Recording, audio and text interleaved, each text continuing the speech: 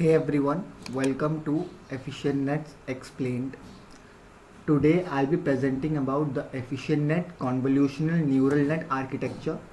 It has become a staple architecture in most Kaggle competitions of late.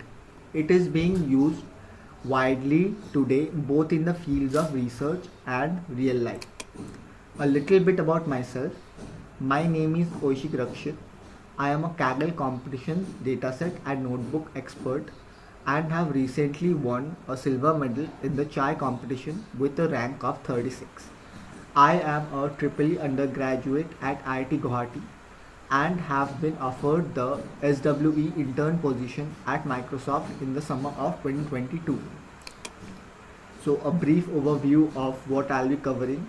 Number one, the need for efficient nets. Here we'll be talking about why efficient net were introduced. Second, we'll be talking about the efficient net V1 architecture and the novel ideas that were created and make efficient net a reality. Third, I'll be talking about the efficient net V2 architecture. Here we'll be talking about the second generation of efficient nets and the improvement it makes on the first one and why these were needed. Lastly, I'll be walking you through training a EfficientNet V2 model on a TPU using TensorFlow that I recently used in the G2Net competition on Kaggle.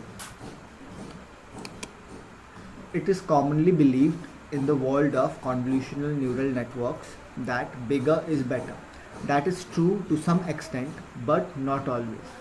Let's get deep into this. The way convolutional neural networks were commonly developed was that they were developed at fixed resource cost. Then they were scaled up in order to achieve better accuracy when more resources became available.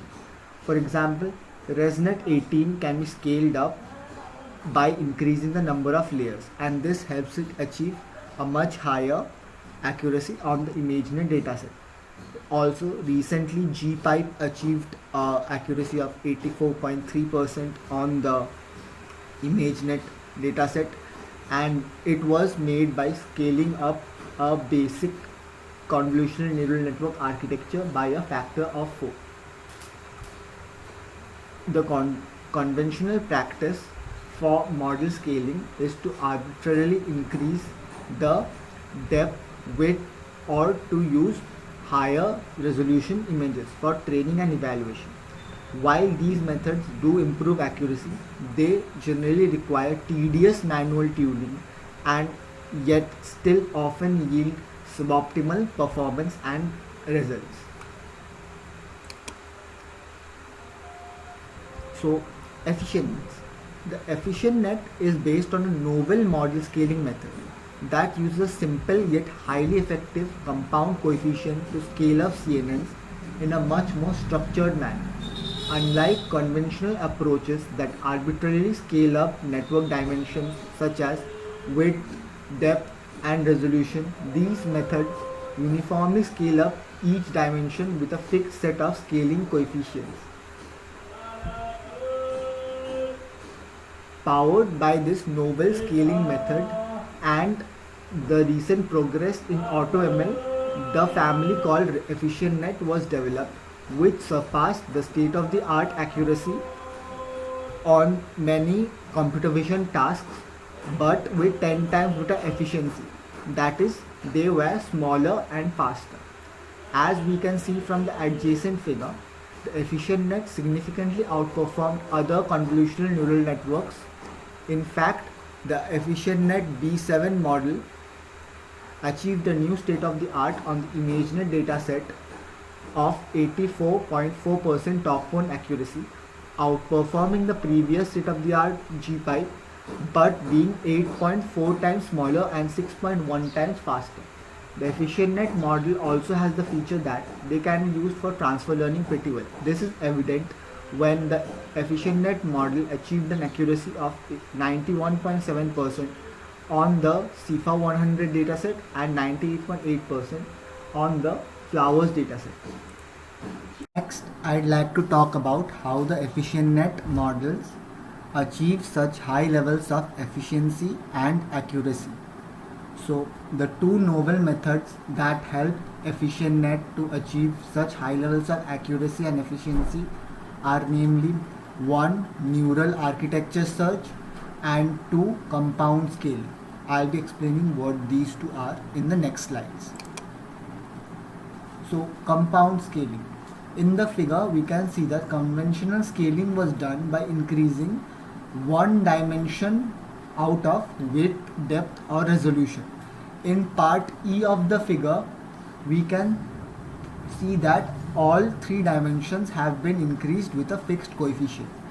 The idea of compound scaling is the one that sets apart EfficientNet from its predecessors.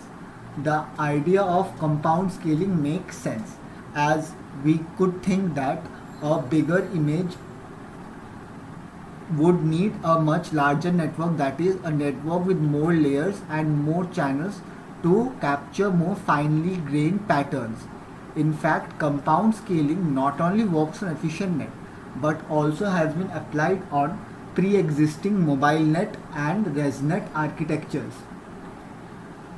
It was observed that after compound scaling MobileNet v1, its accuracy increased from 70.6% to 75.6%, and on compound scaling MobileNet v2 we got an accuracy increase of 0.6%, that is from 76.8% to 77.4%. Baseline ResNet 50 had a top 1 accuracy of 76% on ImageNet, and after compound scaling ResNet 50 we got a top 1 accuracy of 78.8%. So to summarize, we can say that compound scaling as a concept works and it helps us achieve higher accuracy, but that might also be at a cost of increased computational time. For example, in the case of compound scaling MobileNet v1, the number of flops increased from 0.6 billion to 2.3 billion. In the case of MobileNet v2, they increased from 0.3 billion to 1.3 billion. And in case of ResNet 50, they increased from 4.1 billion to 16.7 billion. Talking about the three features that can be scaled, the first one would be depth. So depth is a feature that can help a model capture richer and more complex features. It also helps the model generalize well on new tasks. However, deeper networks come with their own set of problems. Deeper networks face the problem of vanishing gradient, which makes them quite hard to train. Though this can be combated in a way through residual connections and batch normalization, even with this, the accuracy gain of very deep neural networks is not much better. For example, ResNet 1000 has pretty much the same accuracy as ResNet 101. The second feature that can be scaled is width, but this also faces the problem that extremely wide and shallow networks may face difficulty in capturing high-level features, even though they are easier to train. Also, the accuracy saturates quickly when a network becomes too wide. The third feature that can be scaled is image resolution.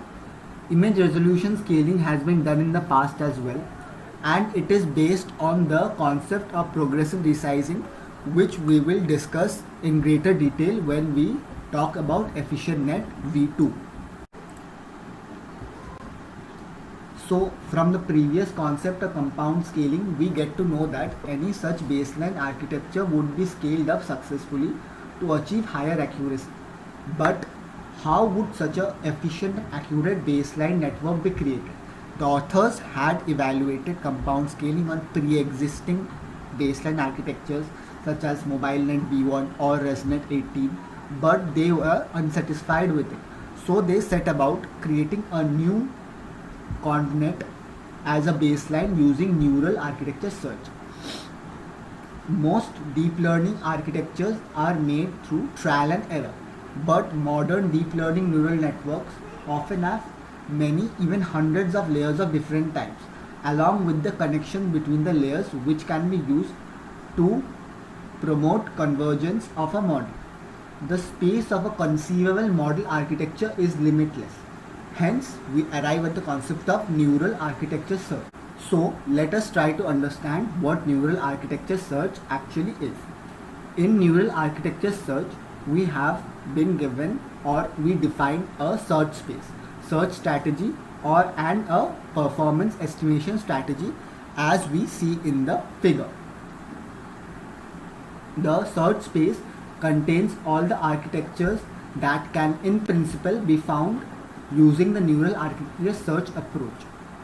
It might also contain the set of all possible combination of layers stacked upon each other, or more complex architectures with skip connections and branching architectures to limit the dimensionality of the search space.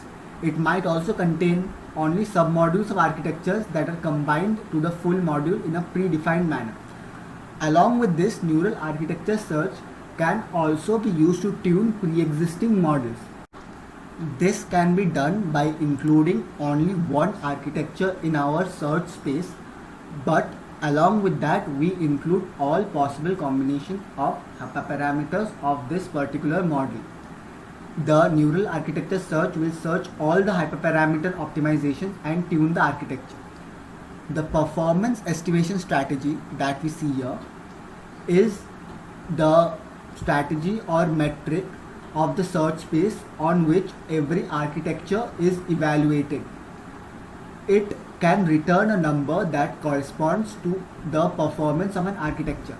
Typically, this is the accuracy of the model when applied to the test data after training it for a certain number of epochs. But it would not be limited to only this.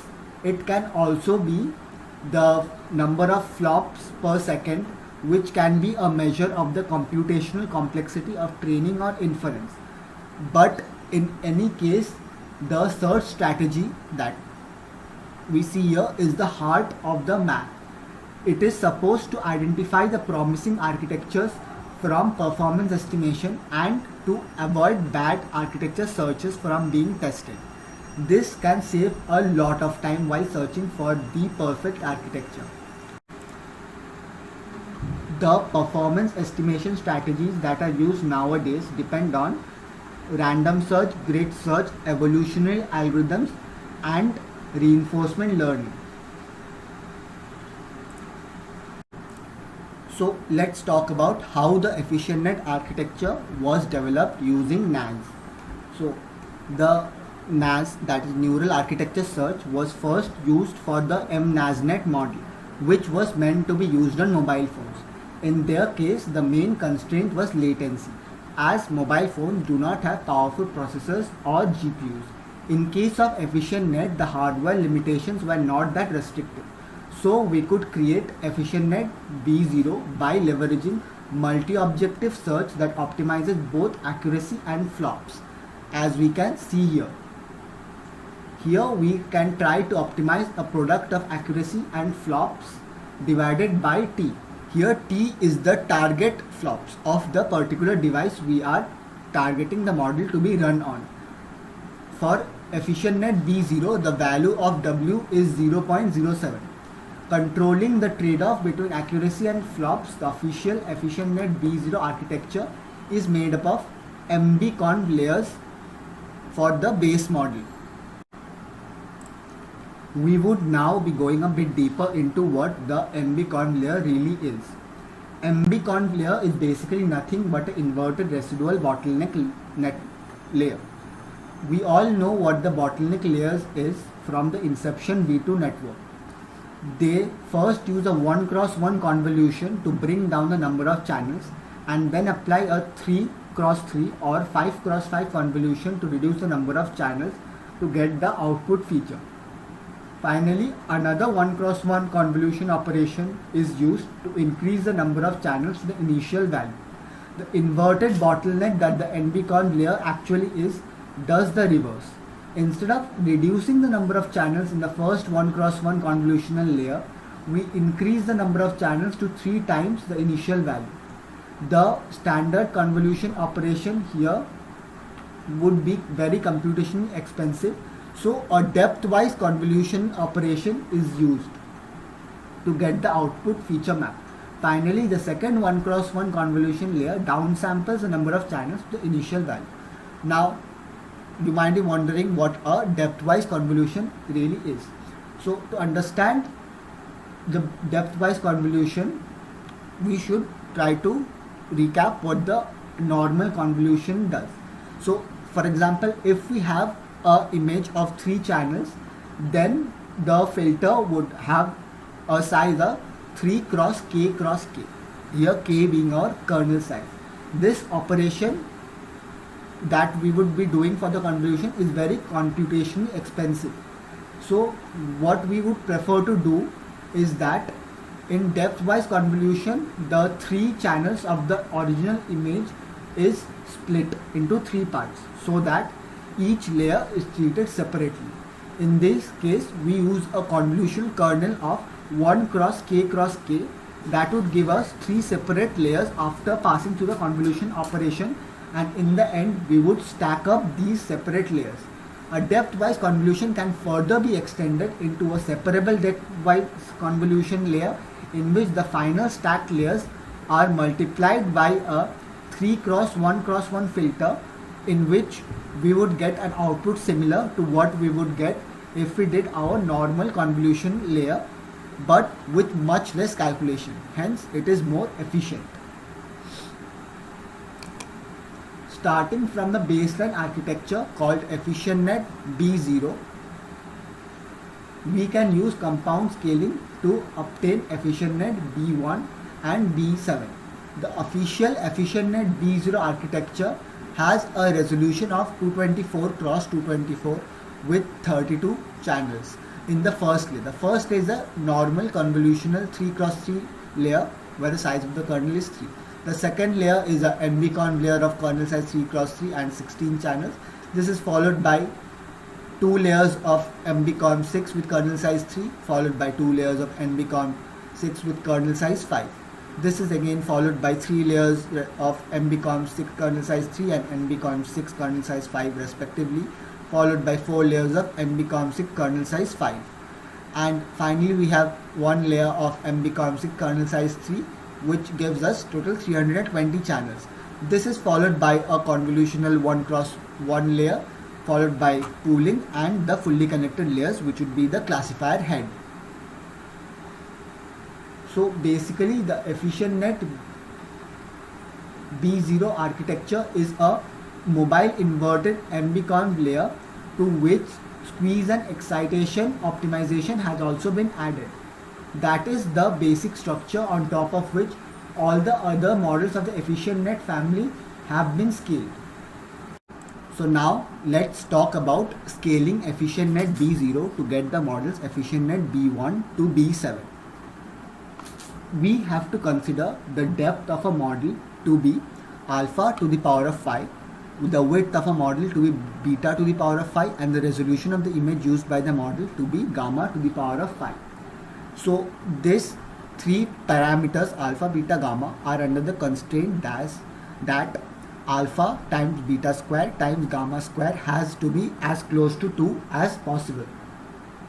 Intuitively, pi would be a user-defined coefficient, and the constraints alpha, beta, gamma determine how much of the extra resources that are available would be distributed across depth, width and input resolution.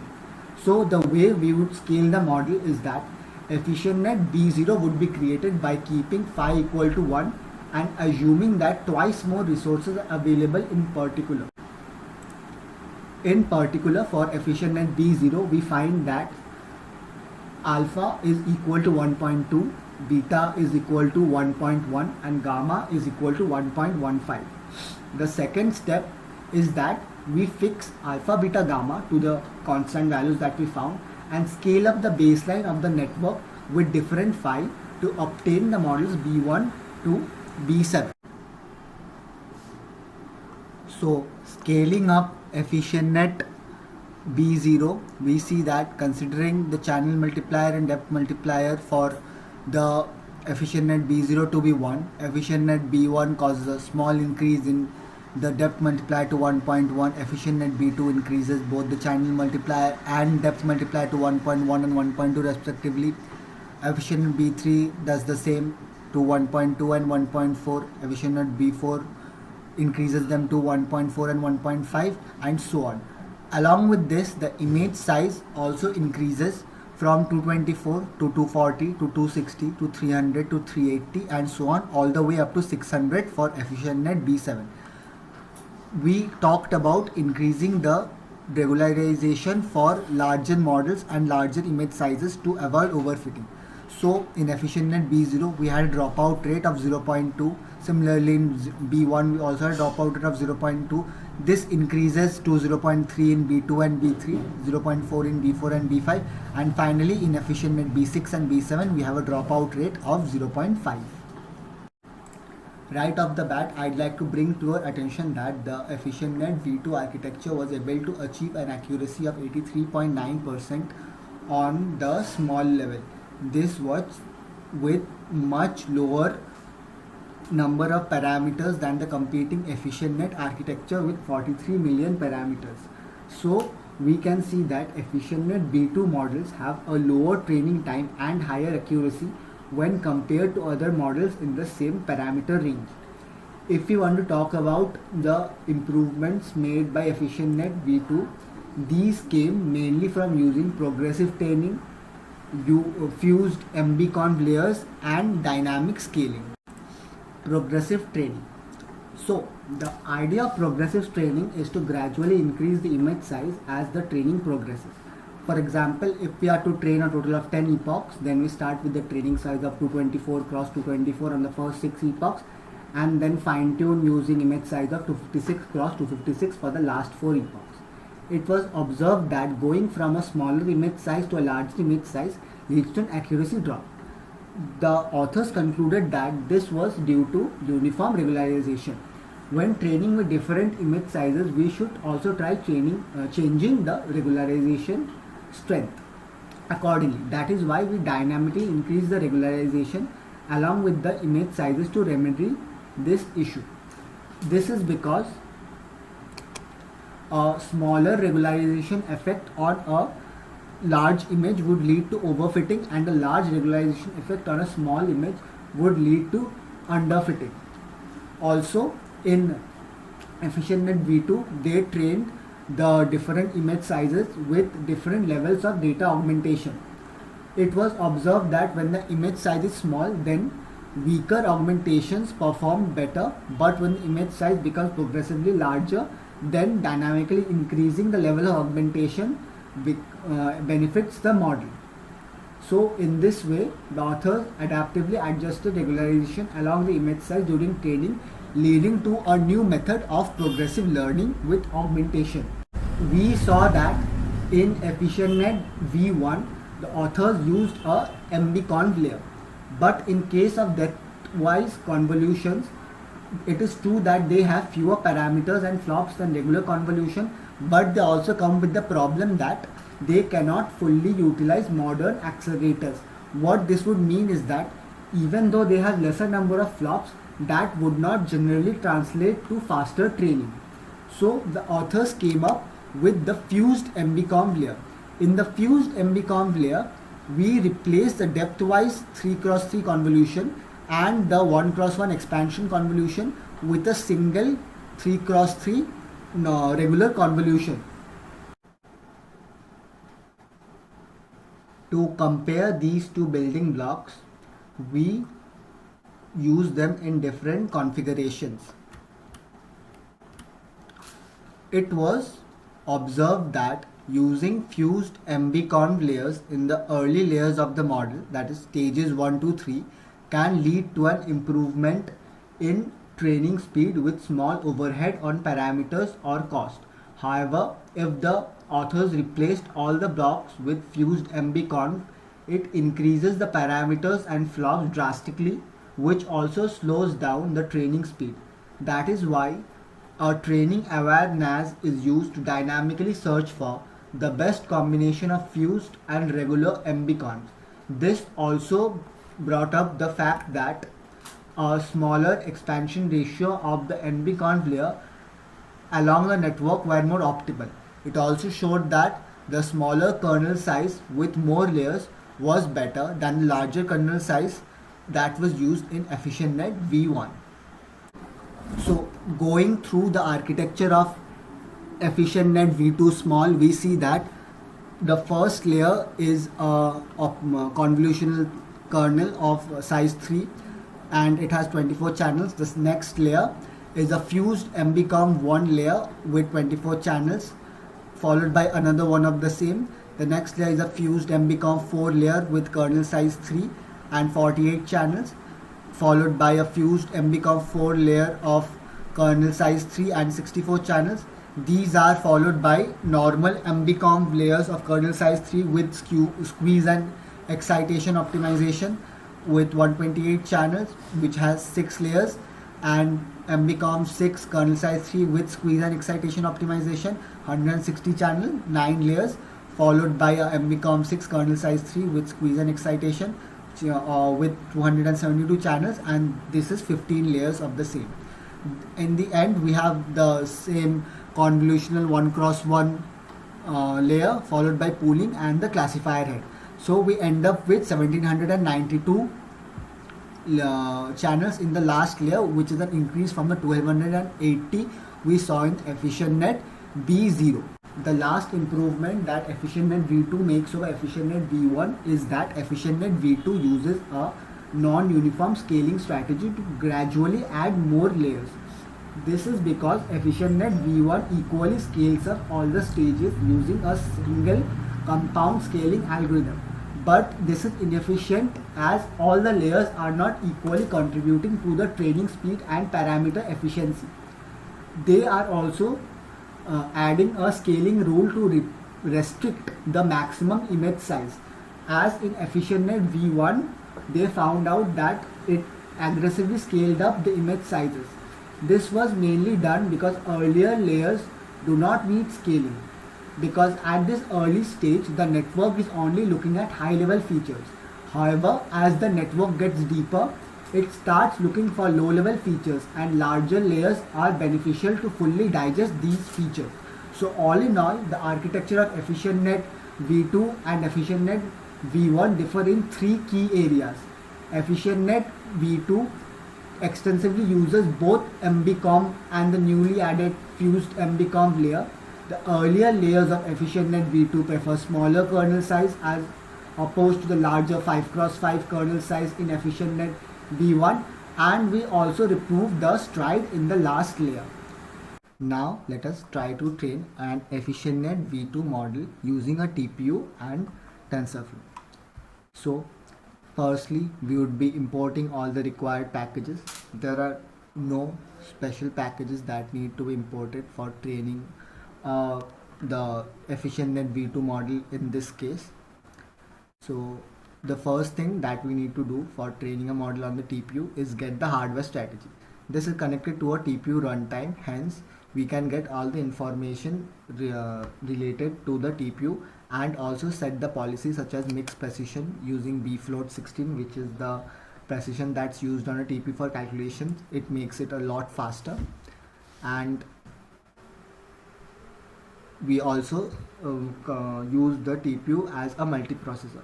So it is done in this case as for every instance we get 2 TPU cores with 4 subcores on each TPU core. So that's a total of 8 processes. Each of these TPU cores is treated as a separate device. So there are 8 processes running at the same time. Hence it is a lot faster. Here we import the data as it's stored as TF records, so they can be imported directly from the G-Cloud. The random seed is set. This is very important as it would ensure reproducibility of the solution. Here we set the config where we would change the global variables required. So these are a few pre-processing steps that are just specific to the competition and so are not required in our case. And this would be a security kernel which also is not required in our case. Finally, we get to the model. So the EfficientNet v2 models are officially available on the TF Hub, but during this competition I faced a huge amount of errors importing model from the TF hub. So a contributor on the discussions of this competition had uploaded a notebook with the entire architecture and all the required models. So I am going to explain to you the code of the architecture of the EfficientNet V2 models and also show you the places where you can get the weights. So here we can see that the configs of the different EfficientNet V2 models have been defined. The baseline of the EfficientNet V2 model is the B0, followed by the B1, B2, B3. Then comes the small model, followed by the medium model, followed by the large, and finally the extra large model. Here we can see that the width and depth have been defined as we had discussed during our presentation. The width for the B0 is 1.0 and depth is also 1.0 as in our presentation, which have been scaled up slowly, and this would increase the size of the model but also would help in increasing its accuracy if a sufficiently large image is provided. Next we have the conv2d no bias module. So this is basically returns a conv2d layer without a bias. And then we have the batch normalization module. So here it's a batch normalization layer followed by an activation function. So the activation function we use here is swish. Then we have the squeeze and excitation optimization module. So here they perform the squeeze and excitation optimization, which is very beneficial in EfficientNet V2. Then comes the MBConv layer. As discussed, the MBConv layer is the fused MBConv layer in case of EfficientNet V2. So here we would be the fused MBConv layer, and here we have the parameter that is fused.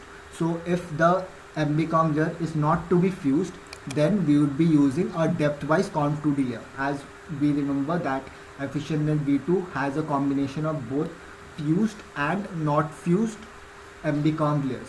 So the primary layers would be fused MBConv layers, and the layers after that would be the normal not fused MBConv layers. And here we would be defining we would be defining the EfficientNet V2 models of the different sizes. Here we can see that it takes in the various parameters such as model type, input shape, number of classes, dropout, first tries, survival, classifier activation, etc. And here the pre-trained function here has a few different variants. So the few variants would be none would be from no pre-trained weights. ImageNet would be for the original ImageNet dataset, which is of 1000 classes. Next would come the ImageNet 21K. In case of EfficientNet V2 models, the ImageNet 21K had been used for pre-training, and a few of the EfficientNet V2 models have then been fine-tuned on the ImageNet 1K dataset. So then we would get all the information from the config that we had defined in the very beginning. Following this, we would create the model and we would create a stack of all the layers. In the end, we would add the pooling layer followed by the classifier head, and using the TensorFlow functional API, we would be creating the model. The weights of the model are then loaded from the user from the Kaggle dataset that's been attached with this notebook. So here we can see the different EfficientNet models are being defined, and each of these models called the EfficientNet V2 function with the required model type. So the EfficientNet models go from the size of EfficientNet V0 to EfficientNet V2 XL, where XL model performs a much higher accuracy than the EfficientNet V1 V7 model, but it has a lower input image size. For example, the EfficientNet V2 XL uses an image size of 512, but the EfficientNet V1 V7 uses an image size of 600. So finally, here we have a get model function. So to train a TensorFlow model on the TPU, we need to define the model with the strategy that we had set in the third step where we got all the information from the TPU. Other than that, there are not many changes. So we within the scope of the strategy, we define the model and the optimizers and compile the model as well. Finally, we would return the model. Here the metric used is the AOC curve, as it's the competition metric. Finally, we seed everything. We need to clear the session, as there is a weird bug with TPUs where if you don't clear the session, then a new model might face a lot of errors. And finally, the model can be fit as we normally do. So that would be how you can train a EfficientNet V2 model on a TPU using TensorFlow. Thank you for watching.